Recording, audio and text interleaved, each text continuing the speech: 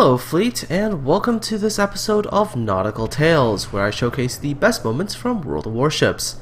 Now, last week when I made the episode called Best Moments of World of Warships, I realized the name wasn't exactly that perfect, so, I really thought about it pretty hard for the last week or so, and I eventually sort of got reminded of sailors telling old war stories or stories on the high seas to each other, so, decided that that was probably a more fitting name, so I decided to call the series Nautical Tales. Now, the very first clip comes from none other than myself, and I'm in my Iowa. The clock is running down. There's one surviving enemy Iowa. We have a huge number of ships, but we just can't seem to kill this last guy. Now, time's pretty much run out, and I make this last shot, and this one has to land or else we draw. Nailed him. Well, if you look at the actual time, now the replay was a little bit borked in terms of time and it was a little bit off sync, but that battle lasted 19 minutes and 58 seconds. If I didn't hit with that salvo, 2 seconds later, that entire battle would have been a draw. So, whew. Anyways, the next clip here comes from OseanTanker. Now, as you remember, OseanTanker was in the last episode where he had a bit of a derp moment. So Osean sent in this replay to essentially redeem himself. He's in his warspite, and 12 kilometers away, there's a Baltimore. Triple citadel, and he nails that Baltimore. So Osean, I guess after this, you have essentially redeemed yourself from last week's derp moment. The next clip comes from, let me get this name right, Shimakami. That's a pretty actually interesting name. It's kind of like a mixture of Shimakaze and Kitakami. Anyways, so Shimakami is in a Kitakami, and he's managed to find the enemy carrier. Now, enemy carriers, especially after they've nerfed the turn rate, carriers just don't turn. So Shima really has a pretty easy time here just by dumping as many torpedoes as he can into the water. Now, these torpedoes are almost guaranteed to hit just because of how bad the carrier's turn rates have become. I mean, it takes them just forever to get turned around. And, you look at these torpedoes and pretty good hits, and he managed to get himself a carrier.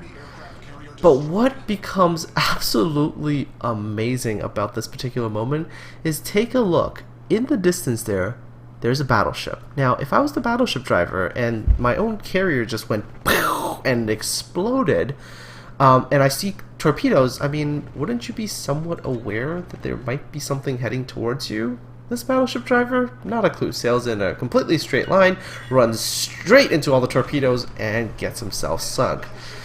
At this particular moment, I'm not sure whether I should just applaud Shimakami's skill, or I should totally just shake my head at that battleship captain's absolute obliviousness to everything that's happening around him.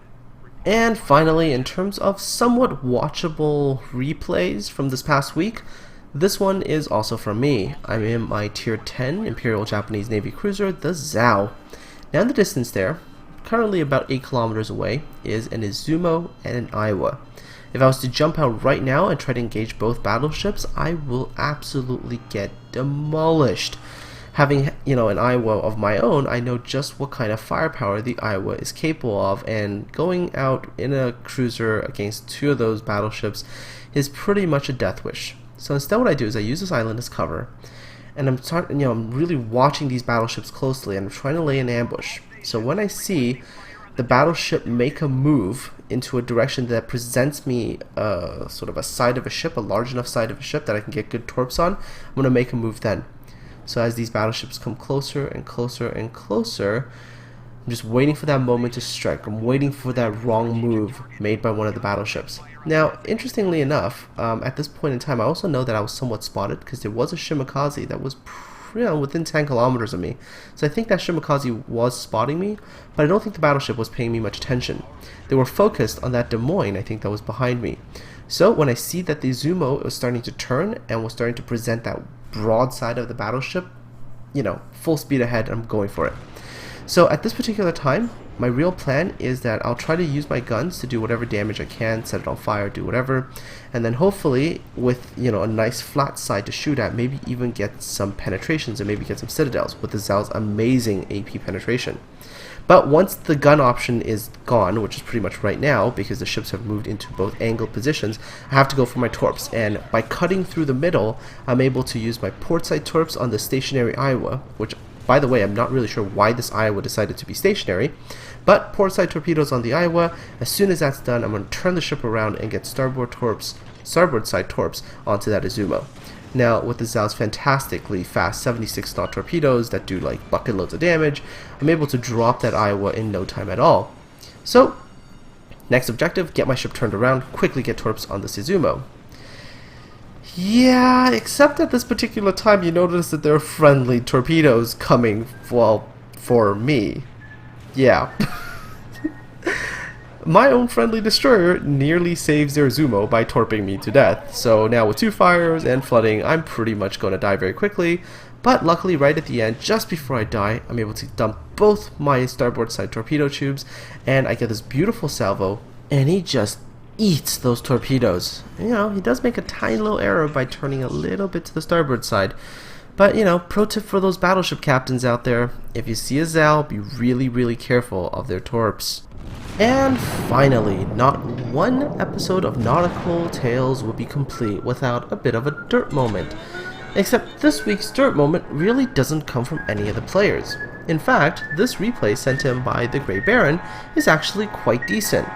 See, TheGrayBaron here is in New Mexico, and there are 2 destroyers approximately 4 kilometers away from him. Now, generally speaking, you're in a big slow battleship and destroyers are that close to you, it generally doesn't end well. But TheGrayBaron actually does a great job and actually takes down both the destroyers.